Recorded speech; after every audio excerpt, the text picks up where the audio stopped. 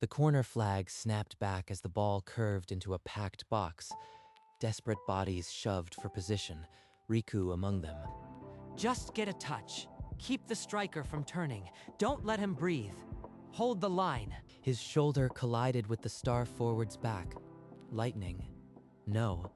Something sharper shot through his muscles in a cramp of stolen genius. What? The ball is glued to my feet. I can see everything, every angle, every defender's weight shift. His legs moved with a rhythm that wasn't his. He sliced through 3 defenders and buried the ball top corner before anyone could scream. That wasn't me. It can't be me. But the net is still shaking. I don't even remember the shot. 90 seconds later, the stolen prowess evaporated. The ball bounced awkwardly off his shin, his touch a stranger again. Number, it's gone. That perfect weight, that venom, it's all draining out of my feet. I am empty again. He stood hollow on the pitch, his own clumsy body returning piece by piece. A new hunger kindled behind his ribs, fiercer than any ambition he'd ever had. I'll find him again. I have to. Just one more touch will tell me what this is. The next match arrived cold and gray. Riku sat buried on the bench, 3 subs deep, invisible to the coach's stare. 3 days ago, the net rippled for me. Now I can't even earn a glance. After the final whistle, he dragged a bag of balls to the empty training pitch. Alone. 2 touches, one to settle, one to escape, and the third always rolls off my toe like a stranger. 90 seconds of genius. I'd sell every future minute to feel it again. The memory gnawed, sharper than hunger, mocking every clumsy touch that followed. In the clubhouse hallway, the coach barked tactics at the starting 11 and never once spoke Riku's name. If I can't steal magic again, what am I? A pair of fast legs with concrete feet. But the hunger wouldn't quiet. He couldn't forget the shoulder that had ignited his nerves. Next corner. Next scrum. I'll make sure he collides with me. This time, I'll know what to do. The winger hugged the sideline, touch after touch. Riku closed the angle, timing the lunge. Right as his weight shifts, I'll go through the ball and his sleeve. His studs bit the grass. The slide was picture perfect, but his hand reached further, grazing the winger's arm. Yes, there! A surge, cold and foreign, unwinding down my legs. He sprang upright, the ball glued to a foot that no longer felt clumsy. 3 bodies closed and he cut through them, effortless. Top corner. My body just knew. The net bulged before the keeper even dived. Goal stood. The stadium noise became a distant roar. Inside his skull, a ticking clock had begun. 80 seconds later, the stolen polish leaked out of his touch. A simple pass skidded 3 yards wide. Already fading, but I know how to get it back. Any opponent, any accidental touch, I can make it happen. That night, he replayed the tackle more than the goal. The high was a hook. He was already baiting the next line. Over the next month, every touch became a transaction. He brushed shoulders on set pieces, tangled legs in tackles, and scored at will. Every 90 seconds is a new drug. I don't even remember whose touch I am wearing anymore. He became a mosaic of stolen brilliance. Headlines called him a phenomenon. My feet remember a dozen different rhythms now, but they're starting to trip over each other. Mid-match, he froze. The legendary reading of space that had kept him alive, his own desperate instinct, had gone mute. The gaps between defenders, I used to feel them like a sixth sense. Now it's just noise.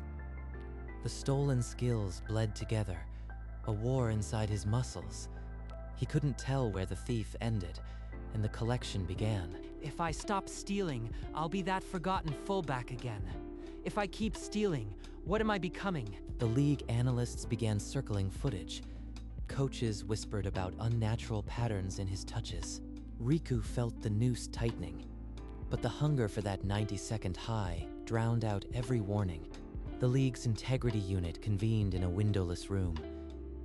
Analysts highlighted every collision, every sudden explosion of skill after a touch. A reporter's question ricocheted around the training ground. How do you explain touching an opponent before every goal? The word biological cheat followed. They won't even meet my eyes in the tunnel, like I am carrying a plague. His teammates gave him wide berth during drills. The coach's words were careful. The league was asking questions, demanding a clean explanation. Accidents. They have no idea. I need those touches just to survive the 90 minutes. The officials compiled a dossier. Contact before every goal. A staggering pattern no one could ignore. If they ban me, I am finished. But if I stop stealing, I am even more useless. He sat alone in the changing room, the space around him vacant. His teammates' whispers echoing from the showers. The hunger doesn't care about investigations. Next match, I'll touch whoever I have to. Riku zipped his bag, the weight of a dozen stolen careers pressing on his shoulders. The league's noose hadn't tightened yet, but it would. In the league cafeteria, two analysts huddled over coffee. One voice cut through the noise, and no one has touched the Phantom in 3 seasons. The Phantom, the untouchable dribbler. I've seen his highlights, a ghost on the ball. They spoke in reverence. His touch was a legend no opponent had ever reached. A perfect record of avoidance. If I could steal that, a skill no one has ever touched, would the high last forever? The Phantom's style was a masterclass no defender could solve. Riku saw only a target. Every theft fades. But if I take from someone no one has even grazed, maybe it's permanent. He hunted the name. Every article, every frozen frame. The Phantom evaded contact like air. No records of collisions, no shoulder to shoulder. I'll be the first, the only. The league's investigation faded to background noise. In Riku's mind, the Phantom became the answer. A false cure, gleaming too brightly for a desperate thief to question. Riku walked onto the pitch like a stranger in his own skin. The ball arrived at his feet and he froze, the touch long gone. My feet don't remember any rhythm. Only the hunger for a collision remains. He prodded forward, but the dribble died in 2 touches. A defender plucked the ball away like loose change. If I can just clip someone's heel, just one accidental brush, I'll be alive again. The opponents kept him at arm's length, as warned by investigation whispers. Not a single scrum allowed a touch. They know. Everyone knows the cheat needs contact. I am a leper with a ball. A clumsy lunge, intended to force a collision, left him face-planting the grass instead. The crowd jeered. I can't even fake a tackle without falling. I am a ghost, and not the Phantom kind. He trudged off, head down, the coach's clipboard untouched. No substitution needed. The game had already punished him. I am nothing without the theft. I need the Phantom. My last hope is his touch. The league delivered its verdict publicly. Biological cheat. The term spread like a stain across every screen. Plague player. They've branded me for touching opponents. Now the whole world knows. The ban was immediate. Suspended from all league matches indefinitely. His career dangled by a thread. Then, the exception. One final match. Win clean against the Phantom's team, and the ban would lift. Against the Phantom. The one player I've been obsessing over. This is no coincidence. The contract stipulated 0 tolerance. Any suspicious contact, any pattern of skill surge, meant lifetime exile. I have to play clean against the untouchable dribbler. But I've already forgotten how to play at all without stealing. A pen was placed beside his hand. The silence in the room pressed harder than any stadium crowd. The Phantom might be my cure, or might be my coffin. Either way, I have to touch him once. Riku signed. The ink bled heavy. A jailer's key turning in a lock. The final match was set, alone on the training pitch. Riku's body rejected every command. His feet tripped over Phantom movements that no longer belonged to him. My legs refuse to move without a target. Every drill is just waiting for a body to brush. The coach called for a passing drill. Riku slotted into the queue, his eyes tracing shoulders, forearms, any inch of exposed skin. Just a graze during a pass. I can control it. No one will notice. The ball zipped toward him. Riku stepped forward, and his fingers brushed the passer's sleeve, a spark too natural to be foul. The stolen genius flooded in, but the teammate's eyes rolled back. He crumpled like a dropped puppet. No, the curse isn't just stealing skills anymore. It's stealing their life. Teammates rushed to the fallen player. Riku stumbled backward, his hand a brand he couldn't wash off. I am a plague. If I touch the Phantom, I might kill him. But if I don't, I am already dead. The drained teammate lay motionless, a whisper of a pulse, the only proof he hadn't died. Riku saw his future in that slack face. That night, Riku broke into the league's forgotten archive. Dust and rumor led him to a yellowed folder marked Player 0. The file contained a single photograph and a handwritten note. The curse transfers through touch. The carrier becomes the stolen. Player 0. The first victim? No, the Phantom's old uniform. Number 0. It's him. A grainy image showed the Phantom as a young player touching an opponent mid-dribble. The victim's eyes had gone hollow, identical to the Phantom's now. He was a thief like me, and now he's hollow. The curse stole his identity completely. The Phantom's current condition was documented. Subject retains no original playing style. A shell of countless stolen fragments. If I touch him, I'll take the full curse. Every stolen skill will flood in, and I'll lose the last piece of myself. The archive note was clear. The curse ends only when the carrier chooses to stop. Riku read it twice. The Phantom had never stopped. The Phantom isn't a cure. He's a mirror. Touching him means becoming him, hollow, forever. Riku closed the folder. The weight of the choice pressed on his chest. Stop stealing and die forgotten, or touch the Phantom and lose everything. In the silence of the archive, Riku stared again at the photograph of the young Phantom. The eyes, even then, were mirrors. A cold whisper coiled around him, though the room was empty. The voice crept like frost on glass. You've read the truth. Now feel it. Reach out, and I'll show you what you become. The vision seized him. The Phantom stood on a misted field, his smile a crack in porcelain. He lifted a hand, palm open. I was like you. Hungry, desperate. One touch from the carrier before me, and I lost every original step.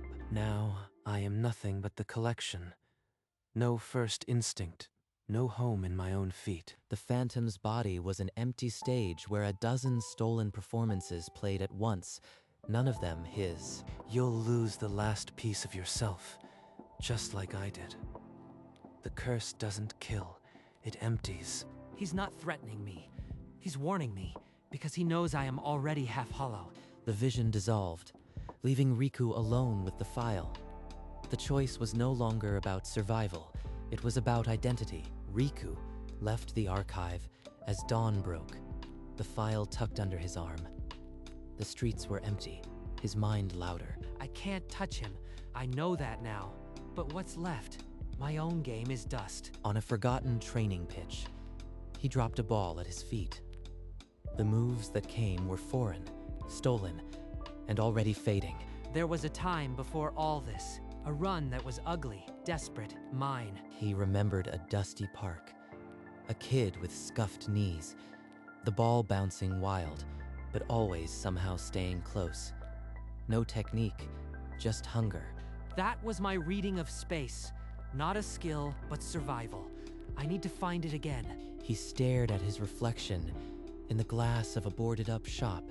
Two paths, the thief or the ghost of his old self. The Phantom never chose himself. I will. No touching. Just running, ugly and whole. The resolution felt thin, a thread against a blade. The hunger still gnawed, promising glory in a single brush. I am half hollow already, but half is enough to choose. I'll run like I did when no one watched, and maybe that's how I'll survive. The stadium swallowed all sound, 50,000 breaths, held at once. At the center circle, Riku faced the phantom. You look hungry, but that hunger is a hook. The moment we touch, you are mine. The whistle shrieked. The ball rolled. Riku's body screamed to close the gap, but his mind clamped down. No touch. Every shadow of his shoulder is a magnet. I have to read the space, not him. A through ball sliced the defense. Riku lunged for interception but wrenched his body aside at the last frame. His sleeve missed the phantoms by a thread. Too close. The hunger almost won. Breathe. I am not a thief. The phantom glided past again, an afterthought of movement, and whispered over his shoulder. You are breaking. I can feel the craving. One brush and you'll understand everything, but lose yourself. Riku backpedaled, his own feet foreign beneath him. The stolen fragments in his muscles warred, but he held the vow, no contact. I promised, ugly and whole. Let him dance. I'll find my own rhythm when it counts. The phantom slipped through two defenders like smoke, the ball a pet at his feet. Riku trailed, muscles screaming stolen instructions. Every fragment I've stolen is useless against him. They're all rehearsed steps he just improvises. Riku lunged into a sliding tackle, but the ball was already gone. The phantom's heel barely missed his outstretched arm. His arm extended farther. Riku's hunger yanked at the reins. One more inch and the curse would flood in forever. Touch him. End the emptiness. No, I made a promise. I'd rather be nothing than a puppet. Riku's hand snapped back as if burned. The phantom glanced over his shoulder, the cold smile sharpening. So close. Your body betrays you. Next time, I won't move away. The play moved on. Riku pushed himself upright, legs trembling, not from fatigue, but from the war inside his nerves. Ugly and whole, that's all I have. If I fall as myself. The scoreboard weighed heavy. His team was losing. The clock bled toward the final act, and Riku had not yet run. The ball rolled out for a goal kick. Riku stood still. The crowd's roar dimming to a distant hum. Before the stolen steps, there was one run that was truly mine. Ugly, chaotic, impossible to predict. A memory crashed over him. A dusty park, a scuffed ball, and a boy whose knees were always bleeding, but whose feet never stopped.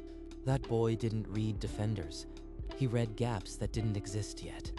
His body moved before his brain. That was my real gift. The desperate reading of space.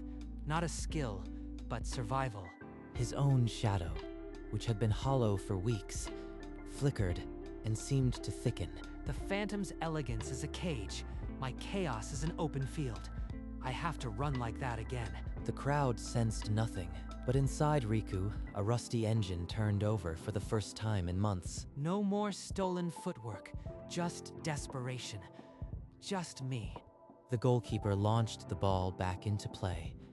Riku's body leaned forward, ready to carve a path no phantom had ever read. The ball is falling. I won't trap it. I'll let it roll into my stride. No stolen grace. Just my own ugly rhythm. The ball kissed the grass, and Riku's body lurched forward. Not a sprint, not a glide, but a desperate, awkward charge. 2 touches, and the ball stays. It wobbles, but it's mine. I can feel the gaps opening. Defenders hesitated, unable to read a path that had no pattern, no style, only the raw calculation of survival. They expect elegant feints. I give them a stumble that turns into a cutback. Chaos is my only language now. A tackle flew in. Riku's foot jerked the ball aside at the last instant. Not a planned move, but a reaction born of old fear. The crowd's murmur grew to a rumble. They had never seen this Riku, the fullback who ran like a street fighter. Every step is mine. No one else's muscle memory. I am carving my own name with these scuffed cleats. Another defender lunged. Riku's body bent like a broken hinge, ugly but untouchable. The gap to goal widened. The clock bled. Riku's lungs burned. He was no longer a thief, no longer hollow, just a man running with everything he had left. The Phantom read the run like a script. Until there was no script. His slide caught empty grass where Riku's ankle had been. He can't read chaos. No one can. Riku's body was a broken marionette, but his foot found the ball with a truth no stolen genius could mimic. The net rippled before the stolen touch could ever land. The keeper never moved. It's pure. It's mine. He collapsed, knees drilling the grass. The stadium sound a distant tidal wave that finally broke over him. The Phantom stood at the edge of the box, cold smile fractured, hand still raised from the futile lunge. I didn't become him. I became me again. The ball rested in the net, like a heart at peace. The clock ticked, but time belonged to Riku now. Teammates closed in, a wave of arms and noise, but Riku stayed down, chest heaving, a small grin pulling at his lips for the first time in months. The Phantom's cold smile cracked, then reformed. Not with malice, but with something heavier. Respect. You chose yourself. The words reached Riku, like a key turning. Around his kneeling form, dark threads began to unspool from his shoulders. The stolen skills, they're leaving. The noise, the hunger, it's all unraveling. The curse bled out of him, like smoke dissolving in rain.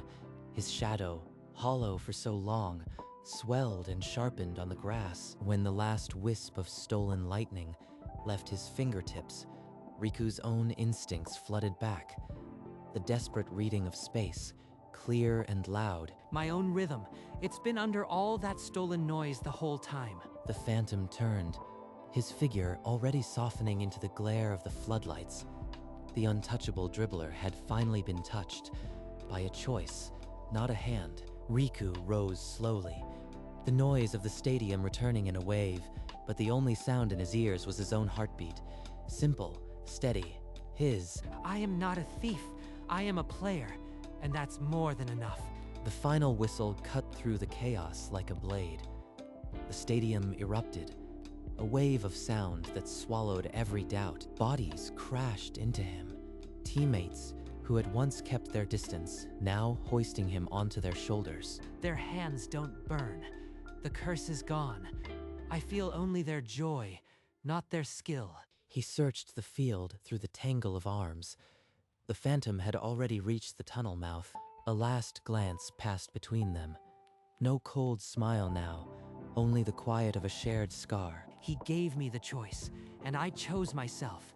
That's why he's walking away, and I am staying. The crowd found his name and chanted it.